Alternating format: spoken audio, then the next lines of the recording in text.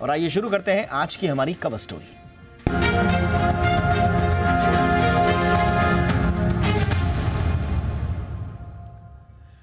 तो रविवार को अहमदाबाद में नरेंद्र मोदी स्टेडियम में भारत और ऑस्ट्रेलिया के बीच क्रिकेट वर्ल्ड कप का फाइनल महामुकाबला होने जा रहा है।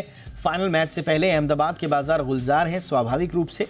अहमदाबाद में होटल्स पे लेकिन किराए जो हैं वो 100 से 200 गुना तक बढ़ गए हैं। यहाँ 4 से 5 स्टार होटल्स में एक रात का किराया 1 से 2 लाख रुपए तक बिक रहा है। वहीं दूसरी तरफ फ्लाइट्स और रेलवे टिकट्स के दाम भी आसमान पर हैं। दिल्ली से अहमदाबाद के लिए फ्लाइट का अधिकतम किराया अगर आप देखेंगे 80 हज़ार तक जा चुका है। ये मैक्सिमम किराए की हम बात कर रहे हैं। वहीं मुंबई से अहमदाबाद का अगर आप अधिकतम किराया देखेंगे तो 62 हज़ार रुपये भी शो कर रहा है। कुछ डायरेक्ट फ्लाइट्स हैं, कुछ वाया हैं, लेकिन मैक्सिमम जो किराया है वो इस तरह के हो रखे हैं। वर्ल्ड कप में उम्मीदों की चमक कितनी है, आज इसी विषय पर हम कर रहे हैं चर्चा। मेरे साथ खास मेहमान मौजूद हैं।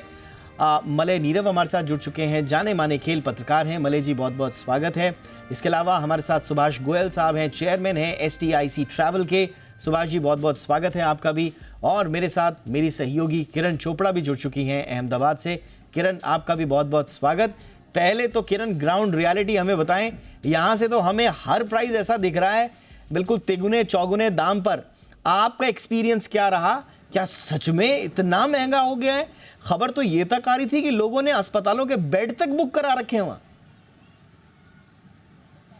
देखिए, आपने उम्मीदों की चमक कहा और मैं ये कहूँगी कि ये चमक आपकी जेब पर बहुत बहुत भारी पड़ने वाली है। आप स्ट्रगल देखिए, पहला स्ट्रगल आप करते हैं कि आपको टिकट मिल जाए, जो आपकी मिलनी लीगली वे में बड़ी मुश्किल है। आप ब्लैक कर रहे हैं, इलीगल वे में टिकट मिल रही है। और मैं आपको बताऊँ, बहुत से लोग 1 से 1.5 लाख रुपए में टिकट भी खरीदने को तैयार है। अगर आप ब्लैक में वो टिकट खरीद लेते हैं तो दूसरा कि आप अहमदाबाद पहुँचेंगे कैसे?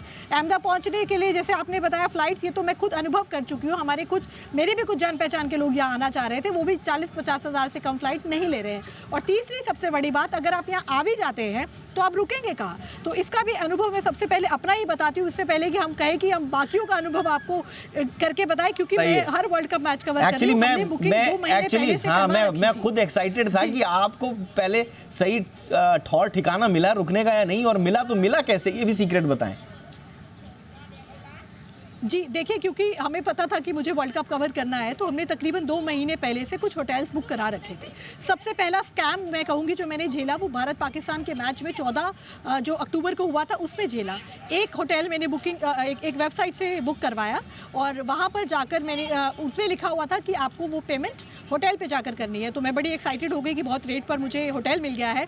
तो फिर मैं जब आने वाली थी उसके 5 दिन पहले मेरे पास फ़ोन आता है कि आपको पेमेंट करनी होगी 20,000 रुपये की। तो मैंने बोला वो तो पे एट होटल था, तो आप मुझसे अब पेमेंट क्यों मांग रहे हैं? तो मुझे थोड़ा शक हुआ, तो मैंने डायरेक्ट होटल के फ़ोन नंबर पे फ़ोन किया। तब मुझे डायरेक्ट होटल की तरफ से बताया गया दरअसल ये एक स्कैम है। यानी मैं जिस वेबसाइट की बात बता रही हूँ वर्ल्ड की लीडिंग ट्रैवल वेबसाइट है जिस पर जाकर आप अमूमन होटल बुक करते हैं। उन्होंने हमें बताया कि दरअसल उनका एक पुराना एम्प्लॉय जो छोड़ के जा चुका है, उसने अपनी तरफ से उस वेबसाइट पर होटल को लिस्ट कर दिया और उसके बाद वो आपसे पैसा लेके वो घपला कर देता। यानी अगर मैं मैच देखने वहाँ जाती तो मेरे पास होटल नहीं होता। अब ये बात तो रही पिछले मैच की, अब मैं बात करती हूँ इस मैच की फाइनल में। तो फाइनल में एक होटल हमने बुक करवाया, उसका लोकेशन हमें दिखा रहा था स्टेडियम के तकरीबन 5 मिनट दूर। तो एक जर्नलिस्ट के लिए जिन हम जानते हैं फाइनल वाले दिन कितना काम रहता है, तो हम स्टेडियम के आसपास रहना चाहते हैं। तो मुझे खुशी हुई कि चलिए सही रेट, वो भी मुझे 10,000 रुपये पर नाइट दे रहा था, फिर भी हमने ले लिया। लेकिन जब हम अहमदाबाद में कल रात के 9:30 बजे लैंड करते हैं और जब हम उस लोकेशन पर जाते हैं जो कि गूगल मैप पर दिखाया गया था, उस लोकेशन पर कोई होटल था ही नहीं। और जब नहीं था फिर हमने अपने कैब ड्राइवर से पूछा, तो उन्होंने कहा ये होटल तो यहाँ से तकरीबन 55 किलोमीटर दूर है। तो आप समझिए एक जर्नलिस्ट के लिए जहाँ एक्शन हो रहा है उससे 55 किलोमीटर दूर रहना कितना मुश्किल है। फिर रातों रात मैंने गुजरात क्रिकेट एसोसिएशन में फ़ोन लगाया, क्योंकि रात के 10 बज गए थे इसी जद्दोजहद में। गुजरात क्रिकेट एसोसिएशन ने मुझे कुछ होटल्स के फ़ोन नंबर दिए और कहा कि इनके साथ हमारा कुछ टाइप है, बात कर लीजिए। फिर मैंने उधर फ़ोन किया तो उन्होंने बताया एक होटल का किराया, आप सुनिए हैरान रह जाएंगे, 1.5 लाख रुपए एक रात का। एक होटल ने बताया 50,000 जो कि 3 स्टार था। एक होटल जो 2 स्टार था वो 25,000 रुपये पर नाइट, और जो 4 स्टार था वो तकरीबन 70,000 रुपये पर नाइट। वो भी तब जब मैंने कहा कि मैं मीडिया से बिलोंग करती हूँ, अगर एक आम आदमी आ रहा है तो उसके लिए क्या रेट होंगे आप समझ जाइए। फिर इन दी एंड मुझे कहीं से एक जुगाड़ मिल के एक होटल जहाँ मैं पहले रुकी थी उनसे मैंने बात की, रिक्वेस्ट की, क्योंकि रात के 11 बज गए थे ये सब करते करते। तब उन्होंने कहा हमारे अवेलेबल, लेकिन उन्होंने भी जो मैच वाले 2 दिन थे यानी कल और परसों, उस दिन डबल से भी ज़्यादा किराया मुझसे लिया और बाकी दिन वो होटल मेरे को काफ़ी कम रेट पर दिया। तो ये ज़मीनी हकीकत है जो मेरे खुद के साथ हुई है, जो मैं आपको बता रही हूँ। और जो आप कह रहे हैं ये बिल्कुल सच है, 100% सच है। हर एक होटल यहाँ पर देखिए, हाइप जो इंडिया पाकिस्तान की हाइप थी वो ये था कि पहले से मैच तय था, तो जब तो मैंने उस वक्त ये देखा था कि कह रहे थे कि होटल बुक है, लेकिन जब मैं यहाँ आई थी तो मैंने देखा था कई होटल खाली थे जो बाद में सही रेट पे दे रहे थे। लेकिन ये फाइनल्स है और फाइनल्स आप जानते हैं कि पूरे वर्ल्ड से या लोग आने वाले हैं, वीवीआईपी लोग आने वाले हैं, और ये फाइनल अभी क्योंकि भारत यहाँ पहुँचा है तो वो 2-3 दिन का जो गैप आप समझ रहे हैं ना, इस वजह से होटल वाले और भी ज़्यादा मैं कहूँ कि अपनी मनमानी कर रहे हैं। तो ये आपको मैंने बताई परेशानी। सबसे पहले तो आप टिकट लीजिए, टिकट आपको मिल जाए बाई चांस तो फिर आप पहले तो फ्लाइट लीजिए, फ्लाइट भी मिल जाए आपको बहुत महंगी, तो फिर उम्मीदों की चमक तो हमने बिल्कुल उम्मीदों की चमक तो कहा है। हमें लगा कि ठीक है, डिमांड ज्यादा है तो उस अनुपात में प्राइसेस थोड़े से ऊपर नीचे होंगे, लेकिन टिकट्स के दाम, होटल्स के दाम के साथ साथ वहां पर जो स्कैम्स हो रहे हैं, मतलब ऐसा लग रहा है कि हर कोई मौके को भुनाने की फिराक में, ये थोड़ा सा ये मन खट्टा करता है। गोयल साहब, ऐसा क्यों हो रहा है सर? ठीक है, सर्ज होता है, डिमांड बढ़ती है, थोड़ा बहुत चलता है, लेकिन ये एक्सपीरियंस जो किरण बता रही हैं ये तो डरा रहा है। नहीं, ये बिल्कुल सही बोल रही है किरण जी, और इसके खिलाफ हमने काफी बार मीडिया में भी और गवर्नमेंट को भी कहा है कि हमें एक अपर लिमिट एयर फेयर्स की और होटल्स की फिक्स करनी पड़ेगी, क्योंकि पहले ये होता था, जब से हमने फ्री मार्केट इकोनॉमी करी है, जब से बंद हो गया। तो अगर आप ये कर रहे हैं तो आप फिर कल को अस्पताल वाले भी, क्योंकि कोविड के टाइम में आपने देखा कि सबने अस्पताल खोल दिए लोग, और किस तरीके से एक बार पाकिस्तान का मैच मोहाली में हुआ था तो चंडीगढ़ में जितने घर थे लोगों ने अपने घर खोल दिए। तो हमें ऐसा ही कुछ करना पड़ेगा, एक मूवमेंट बनानी पड़ेगी ताकि एक्सप्लॉयटेशन ऑफ द कंज्यूमर ना करें। एक रीजनेबल अमाउंट ऑफ प्रॉफिट जो आपके पब्लिश रेट है उसे आप 100% ज्यादा कर लो, पर ये थोड़ी ना कि आप 1 लाख रुपए की टिकट दे रहे हो और 1 लाख रुपए में कमरा दे रहे हो, ये तो चोर बाजारी है। अभी मैंने पीछे देखा कि एक कोई आदमी 1 लाख की टिकट ब्लैक कर रहा था, उसको पुलिस पकड़ के ले गई। अरे भैया, उसको पकड़ के ले जा रही है, पर जो एयरलाइंस और होटल्स कर रहे हैं ब्लैक, उनको क्यों नहीं पकड़ के ले जा रही? और अगर आपने होटल रेट फिक्स नहीं करने फ्री मार्केट इकोनॉमी की वजह से, तो आप जो टैक्सी ऑपरेटर है जो एयरपोर्ट से होटल जाता है उसके आपने रेट फिक्स करे हुए हैं, और अगर वो ज्यादा चार्ज करता है तो उसका चालान होता है। नहीं सर, अगर कोई तो नहीं, गरीब गोयल साहब इसमें शिकायत किससे करें? जब गुजरात क्रिकेट एसोसिएशन से एफिलिएटेड या उनके साथ संबद्ध जो होटल्स हैं वहां ही 1.5 लाख रुपए होगा किराया, तो फिर कहां जाएगा आदमी? ये तो ministry of tourism, Gujarat government और director general of civil aviation, इनको एक रेगुलेट करनी पड़ेगी। एक एविएशन रेगुलेटरी अथॉरिटी है। अगर आप इस तरीके से एयरलाइंस को लूट करने देंगे तो मैं समझता हूँ कि ये फ्री मार्केट इकोनॉमी का मतलब ये नहीं है कि आप लोगों को लूट लो, तो ये तो लूटना है, ये डिमांड और सप्लाई का नहीं है। और इसका एक ही तरीका है कि पब्लिक मूवमेंट होनी चाहिए और लोगों को अपने घरों में पेइंग गेस्ट अकोमोडेशन होनी चाहिए, ये जहाँ पर भी क्रिकेट मैच हो। एब्सोल्युटली। देखिए, ये ना ये उम्मीदों में, उत्साह में ये खलल, ये चीज़ें बड़ी खलल डालती हैं। आज ही हम रेलवे का भी देख रहे थे कि छठ की पूजा है, लोगों को घर जाना है, टिकट ट्रेन्स वगैरह बढ़ाई, लेकिन उसके बावजूद आप प्राइस सर्च देख लीजिए। चलिए, ये तो खुशी का मौका है, हर कोई जाना चाहता है अहमदाबाद की, भाई हम फाइनल्स में पहुंच गए हैं, फाइनल्स हम जीत के भी आएंगे, इस मौके का गवाह बनना है, तो वो खुशी के मौके पर जा रहे हैं। बालासोर ट्रेन हादसे में जब हुआ था उस समय क्या हुआ था? उस समय भी यही टिकट्स अचानक से हाई हो गए थे, क्योंकि हर किसी को अपने परिजनों से मिलने जाना था। तो ये तो देखिए, कहीं ना कहीं आपको लगाम लगाना पड़ेगा, चाहे वो DGCA लगाए, चाहे वो सिविल एविएशन मिनिस्ट्री लगाए, चाहे वो गवर्नमेंट की कोई भी एजेंसी लगाए, लेकिन ये ठीक बात नहीं है। लेकिन बहरहाल मैं अब आगे चलूंगा, थोड़ा सा अब मूड माहौल को थोड़ा सा चेंज करें। मैं मलय नीरव सर के पास जाना चाहूँगा। सर, देख लिया आपने हाल क्या है? अब ठीक है, जो इसमें चांदी पीटेगा कोई बात नहीं, उनका हिसाब किताब भी होगा आगे, लेकिन ये बताइए अहमदाबाद से जो ये चमक दिखाई दे रही है, ये इंडियन टीम की, मैं फाइनल्स के एनालिसिस पे बाद में जाऊंगा सर, लेकिन एज अ ब्रांड जो हमारी टीम चमकी है और जो हमारी टीम के खिलाड़ी चमके हैं, जरा उनके बारे में बताइए सर, क्या ब्रांड वैल्यू इस वक्त आप आंक रहे हैं?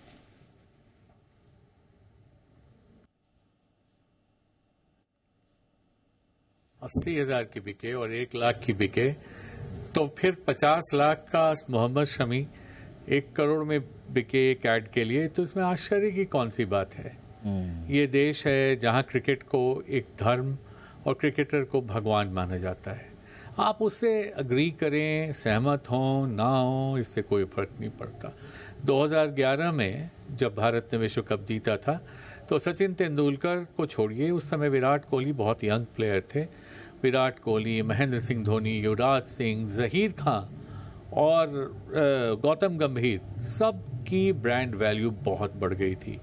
अभी प्यूमा के ब्रांड एम्बेसडर हैं मोहम्मद शमी, और अब जितने भी nutrient drinks, energy drinks, protein वाले फूड, बॉडी बिल्डिंग के जितने भी चीज़ें होती हैं, सब इसके पीछे पड़े हैं कि अब मोहम्मद शमी हमें साइन करें और हम मोहम्मद शमी को साइन करें, माफ़ कीजिएगा। तो ऐसे में ब्रांड वैल्यू तो बढ़ेगी ही, और ये एक ऐसा खेल है, ये एक ऐसा मनोरंजन का साधन है जो आम आदमी तक जाता है। बिल्कुल आम से आम को भी अगर आप ख़ास बनाना चाहते हैं तो उसे क्रिकेट के स्क्रीन के सामने बिठा दीजिए। हर व्यक्ति भारत का, हर व्यक्ति, हर का मतलब हर व्यक्ति क्रिकेट का विश्लेषक है आज की तारीख में। मलय नीरव जैसे हाँ हर गली में घूम रहे हैं, और हर के साथ अगर आप देखें तो एक ही सवाल उसके मुंह पे जुड़ा है कि आज भारत की कमज़ोरी क्या है, भारत की मजबूती क्या है, और हर कोई अपने विचार रखता है। ऐसे में अगर आप एक एनर्जी ड्रिंक बेचना चाहते हैं तो आपको एक क्रिकेटर से बढ़िया रोल मॉडल कौन हो सकता है, एक बढ़िया मॉडल कौन हो सकता है जिसको आप, और डिमांड एंड सप्लाई की सिचुएशन है। गोयल साहब कह रहे थे, मैं बड़े ध्यान से उनकी बातें सुन रहा था, रेगुलेटरी अथॉरिटी होनी चाहिए, रेगुलेशन होना चाहिए, सब कुछ तो है, लेकिन आज जब टिकट बिक रहे हैं वहाँ ब्लैक में 2-2 लाख रुपए में, कौन रेगुलेट करेगा उसे? आज जब हवाई जहाज़ का टिकट ट्रैवल एजेंट पहले से बुक करा के उसके बाद देता है, उसको कौन रेगुलेट करेगा?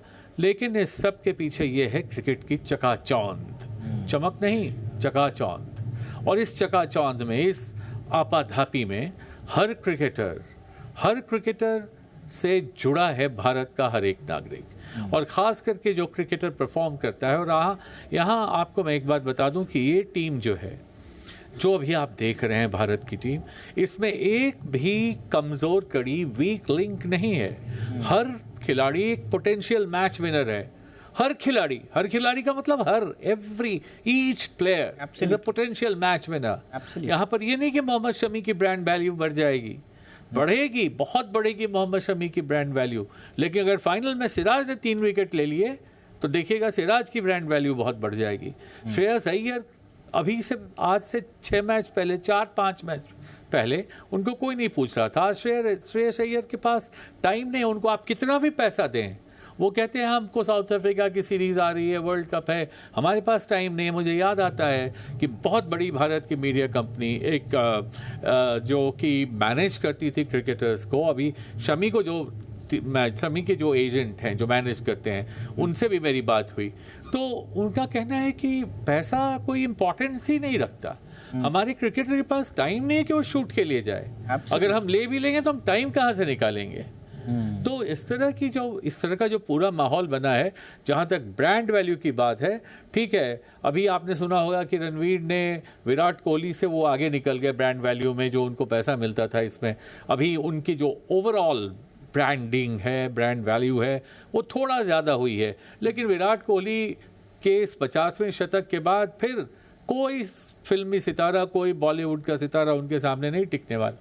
और मोहम्मद शमी की तो कहने ही क्या, पहले उनसे बोल्ड हुए विदेशी बल्लेबाज खौफनाक टीम के रूप में देख रहे हैं आज पूरी दुनिया।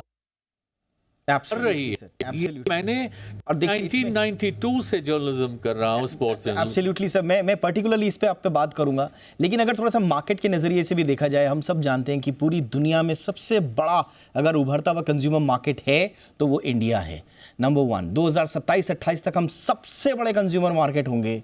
यंगस्टर्स के मामले में जो 30 साल से कम उम्र के जो कंज्यूमर्स हैं उनके मामले में हम 2030 तक नंबर 1 हो जाएंगे। तो सारी दुनिया के ब्रांड्स को एक जगह चाहिए जहां पर कंज्यूमर भर भर के पड़ा हुआ हो, और वो है इंडिया।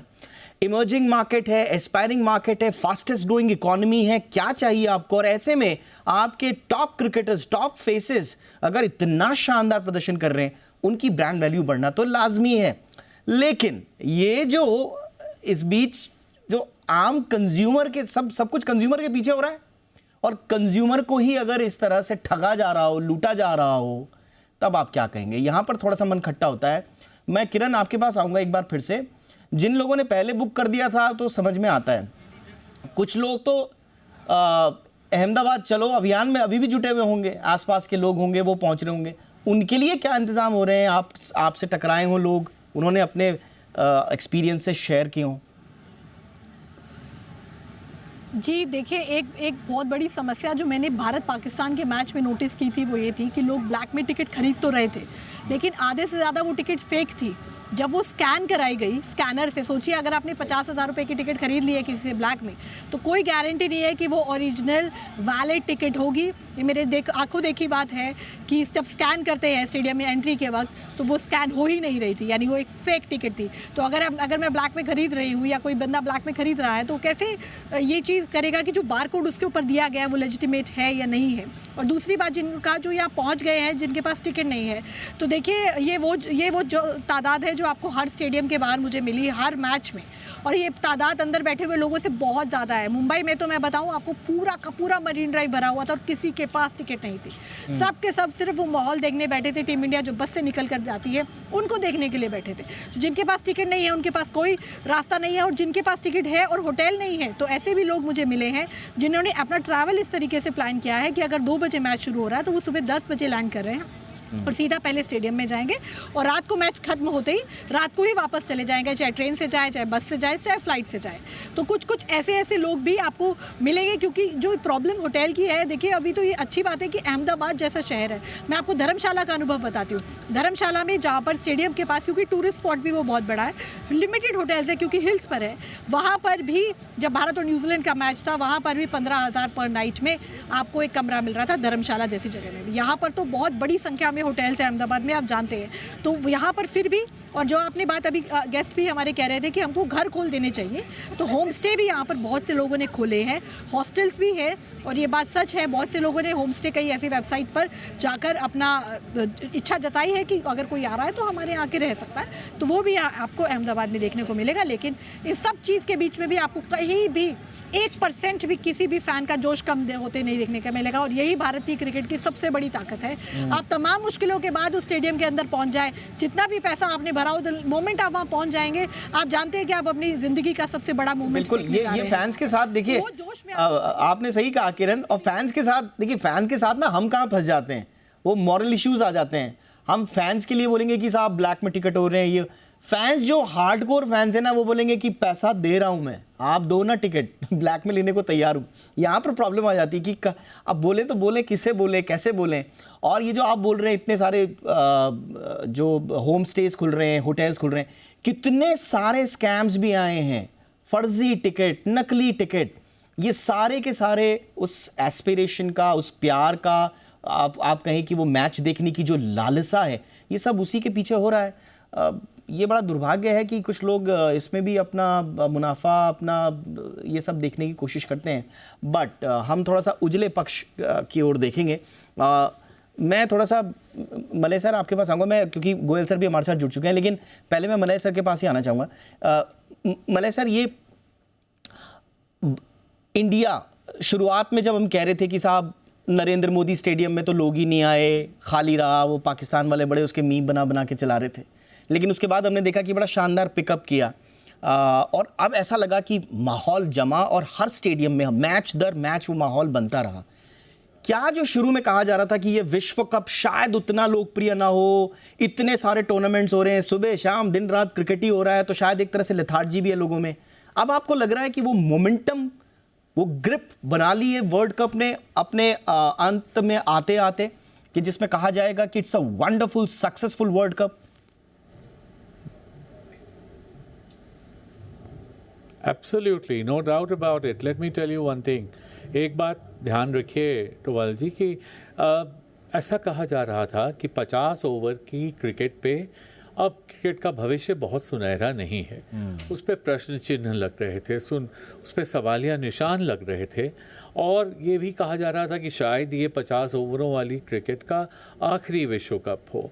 मगर जिस प्रकार से, और इसमें आपको ये मानना पड़ेगा कि भारतीय उपमहाद्वीप में क्रिकेट की जो लोकप्रियता है, पॉपुलैरिटी है, वो क्रिकेट में नई सांस भरती है।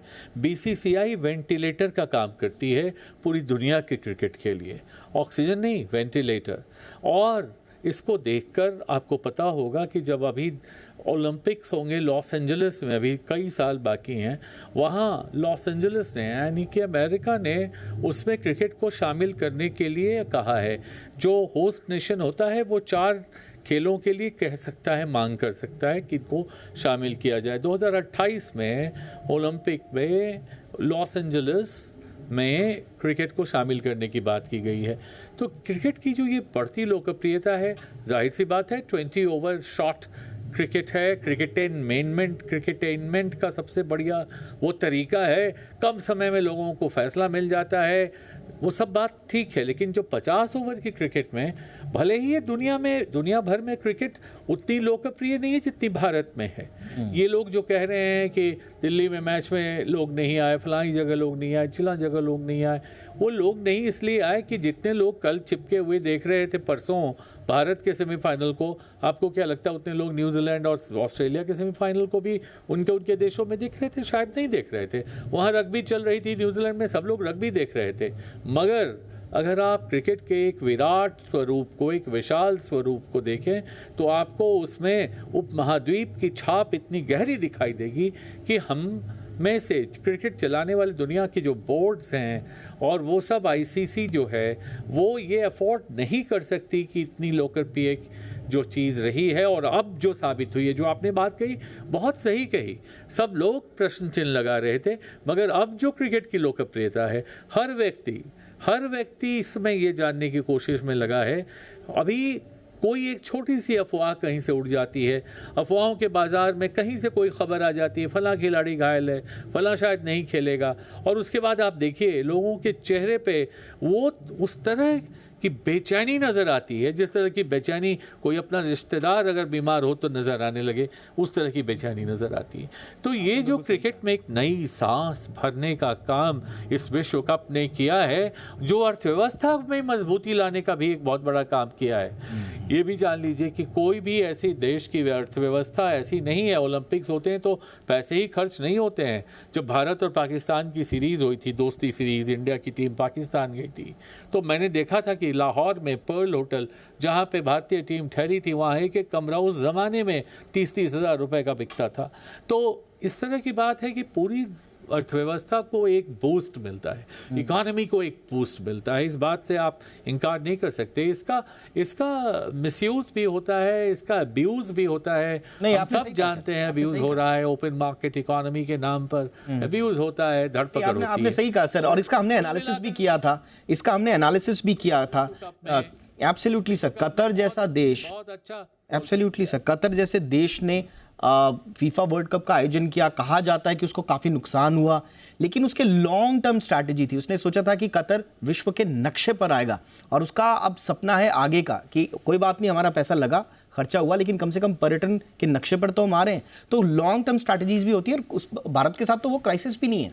और हमने देखा था कि क्रिकेट के आसपास जो एंसिलरीज बिजनेसेस हैं, जो छोटे रेडी पटरी वाले लोग हैं, जो मर्चेंटाइज वाले लोग हैं, उनकी भी अच्छे खासी कमाई हुई है, एक इकोनॉमी को बूस्ट मिला है।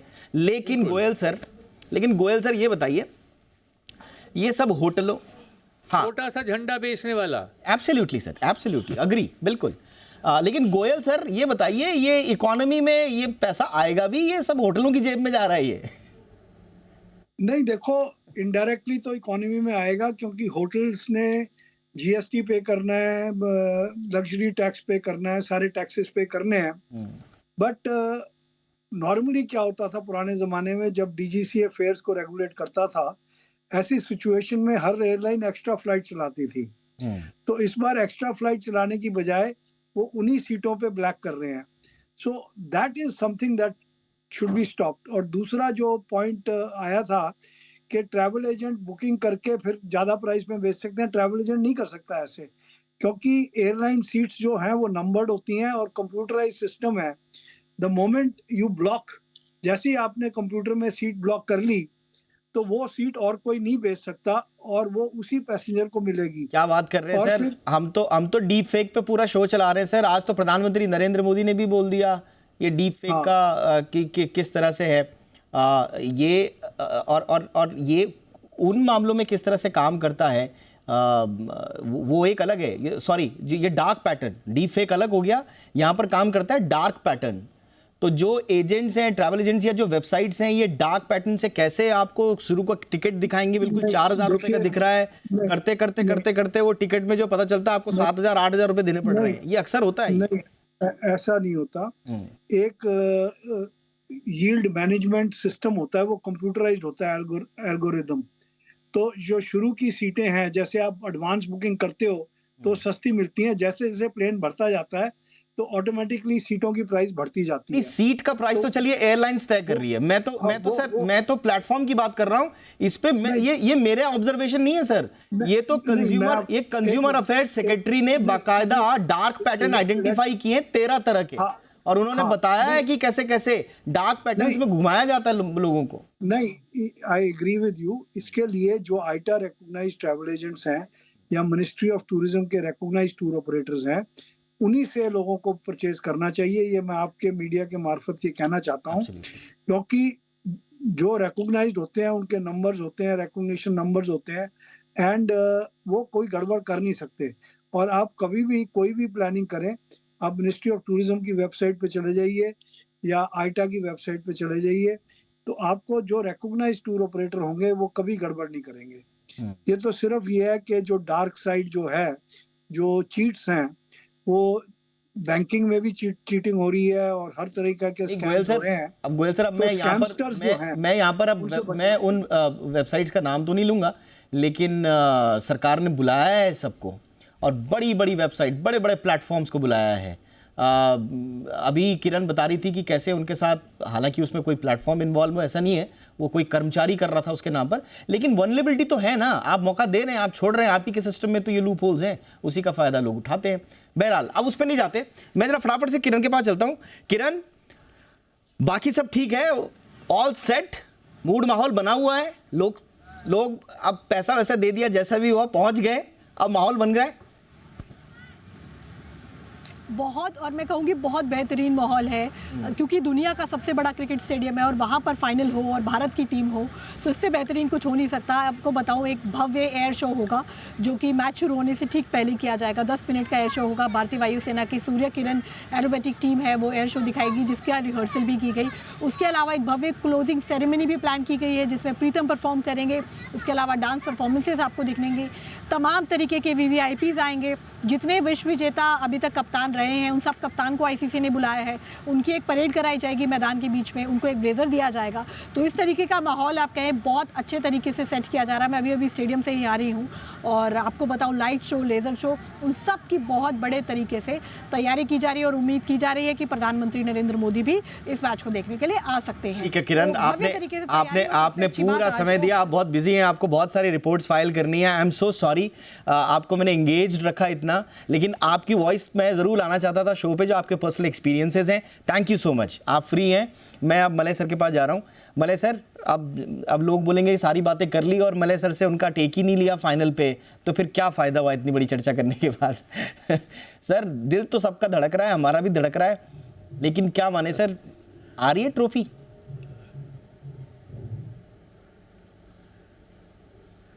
बिल्कुल आ रही है। वाह, बिल्कुल आ रही है, आप दरवाजे पे दस्तक दे रही है। और मुझे बच्चन जी की कविता याद आ रही है कि बस आ पहुँचे दूर नहीं कुछ, 4 कदम मधु चलना है, चहक रहे सुन पीने वाले, महक रही है मधुशाला। वाह। तो अब तो बस 2-4 कदम मधु चलना है। ऑस्ट्रेलिया की टीम जिस तरह से कल खेली है, भारत की टीम को बहुत राहत मिली होगी कि अगर इसी ऑस्ट्रेलियाई टीम के साथ खेलना है तो बहुत कठिन नहीं होने वाली है डगर पनघट की भारत के लिए, कठिन होगी डगर पनघट की ऑस्ट्रेलिया के लिए। क्या बात है सर, क्या बात है। और जीत की मधु रहे।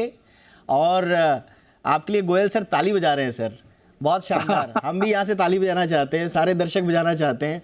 और जीत की मधु रहे और नरेंद्र मोदी स्टेडियम का मैदान रहे, तो ये नरेंद्र मोदी स्टेडियम ही मधुशाला में तब्दील हो जाएगी, जहां हर कोई जीत में, उल्लास में, हर्ष में, सब में गोते लगाएगा। बिल्कुल बिल्कुल, हमारी यही एकदम उम्मीद है।